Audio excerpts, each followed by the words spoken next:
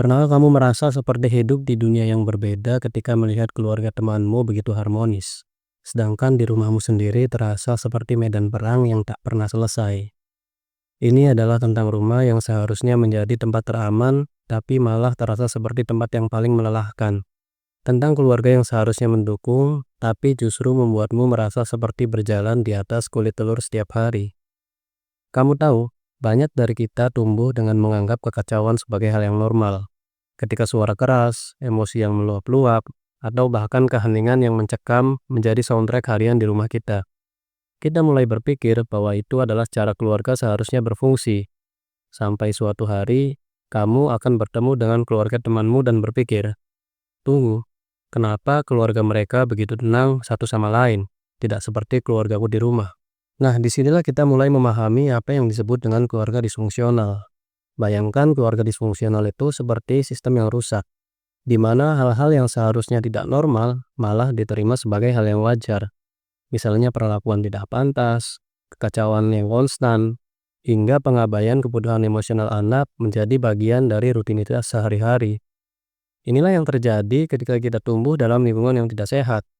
Beberapa contoh diantaranya, kamu mungkin berpikir wajar untuk memaafkan dan melupakan kesalahan orang lain, meskipun orang itu tidak akan pernah bisa berubah.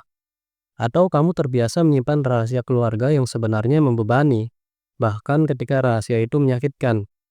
Atau kamu juga mungkin terbiasa berpura-pura menjadi baik, meski hatimu hancur berkeping-keping. Yang lebih menyedihkan lagi, kamu mungkin sudah terbiasa untuk tidak mengekspresikan emosi karena takut akan reaksi yang lebih buruk. Atau bahkan, kamu sudah terbiasa berada di sekitar orang-orang yang tidak aman, karena itulah yang kamu kenal sebagai keluarga. Pernahkah kamu merasa seperti kamu adalah orang tua bagi orang tuamu sendiri, yang berperan menjadi sosok dewasa yang melakukan banyak tugas orang dewasa yang seperti orang tua di rumah? Nah, ini yang disebut parentification, di mana kamu sebagai anak harus mengambil peran dewasa yang seharusnya tidak menjadi tanggung jawabmu. Mungkin kamu yang harus menenangkan mama saat papa marah, atau kamu yang harusnya mengurus adik-adikmu karena orang tuamu tidak mampu melakukannya dengan baik. Yang perlu kamu pahami adalah bahwa lingkungan tempat kamu tumbuh memiliki dampak seumur hidup. Kamu tidak hanya mewarisi DNA dari keluargamu, tapi juga cara mereka mengelola keuangan, berkomunikasi, menjalin hubungan, bahkan cara mereka menangani tekanan stres dan masalah kesehatan mental. Tapi kabar baiknya adalah kamu juga bisa mengembangkan sesuatu yang disebut resilience atau ketahanan. Ini seperti kekuatan super yang membuatmu mampu bangkit dari keterpurukan. Ketahanan ini bisa berkembang ketika kamu memiliki setidaknya satu orang dewasa yang benar-benar peduli padamu. Nilai-nilai yang kuat, kemampuan untuk mengatur emosimu sendiri, dan koneksi sosial yang sehat. Tapi mengapa kita seringkali sulit membicarakan masalah keluarga, bahkan dengan orang terdekat atau dengan orang yang paling kita percaya? Karena ada beberapa alasan psikologis di balik ini. Mulai dari kita sering merasa bahwa masalah keluarga adalah cerminan dari diri kita. Seolah-olah jika keluarga kita bermasalah, berarti ada yang salah juga dengan diri kita. Muncul juga perasaan malu yang mendalam, karena kita khawatir orang lain akan menilai kita atau keluarga kita dengan label yang kurang baik. Terkadang kita juga mencoba mengabaikan masalah dengan berharap itu akan hilang dengan sendirinya. Lalu kita juga merasa tidak ada yang akan mengerti situasi kurang baik di keluarga kita. Dan yang mungkin kita takut dihakimi oleh orang lain jika kita berbicara tentang keluarga kita yang kurang baik. Semua perasaan ini wajar, tapi perlu kamu ketahui bahwa menyimpan semuanya sendirian hanya akan membuatmu semakin terbebani. Sekarang, pernahkah kamu bertanya-tanya mengapa hubunganmu dengan keluarga, teman, pasangan, atau bahkan dengan orang-orang di sekitarmu terkadang terasa menjadi rumit dan penuh drama? Inilah bagian yang mungkin paling sulit untuk diterima, karena pola-pola dari keluarga asalmu seringkali muncul dalam hubunganmu saat dewasa.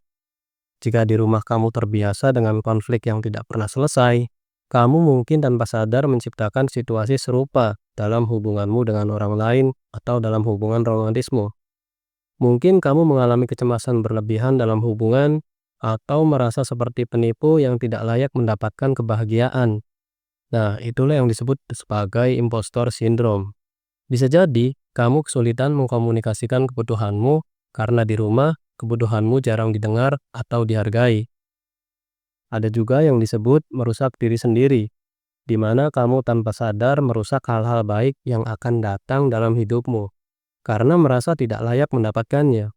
Atau kamu juga punya masalah kepercayaan yang membuat sulit untuk benar-benar terbuka dengan orang lain.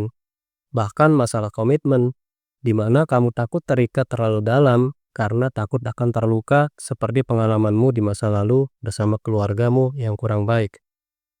Tapi ingat, mengenali pola-pola ini adalah langkah pertama yang sangat penting untuk mengatasinya. Lalu apa yang bisa kamu lakukan mulai dari sekarang? Pertama-tama, jadilah jujur setidaknya pada diri sendiri tentang masa kecilmu. Masa kecil yang penuh luka dan trauma dari keluarga yang kurang baik. Seperti yang dikatakan dalam sebuah kutipan bijak, kejujuran bukanlah pengkhianatan, karena itu adalah keberanian. Jadi, berhenti memperindah pengalaman masa lalumu. Biarkan kebenaran membebaskanmu dari penyangkalan yang selama ini membuatmu terjebak. Kedua, ingatlah bahwa kamu bukan apa yang terjadi padamu di masa lalu. Karena pengalaman masa kecil memang membentukmu. Tapi sebagai orang dewasa, kamu punya kekuatan untuk memilih. Kamu bisa memilih apakah akan terus menjadi produk dari pengalaman sulit di masa lalu atau bergerak melampauinya untuk menciptakan sesuatu yang berbeda dan lebih baik. Ketiga, percayalah bahwa kebangkitan bisa terjadi kapan saja. Karena selama kamu masih bernapas dan memiliki kemauan, tidak ada kata terlambat untuk mengubah hidup, apapun yang terjadi di masa lalu. Keempat, sadari bahwa seringkali kita melakukan apa yang kita tahu, bukan apa yang terbaik untuk kita. Karena sebagian besar perilaku dalam hubungan dewasa kita pelajari tanpa sadar melalui meniru apa yang kita lihat di rumah. Kesadaran adalah kunci pertama, kemudian diikuti dengan keberanian untuk melakukan sesuatu yang berbeda. Dan yang terakhir, ingatlah bahwa kamu memiliki pilihan. Sebelum dewasa, mungkin orang tuamu yang mengendalikan hubungan-hubunganmu. Tapi sekarang, kamu bisa memutuskan bagaimana kamu ingin hadir dalam hubungan dan dengan siapa kamu ingin menghabiskan waktumu. Kekuatan supermu adalah kemampuan untuk memutuskan bagaimana kamu ingin menampilkan diri di dunia ini.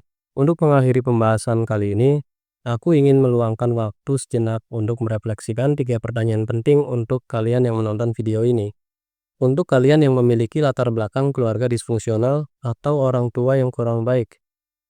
Pertanyaan pertama, pola hubungan disfungsional apa yang mungkin telah kamu bawa ke dalam hubungan dewasamu?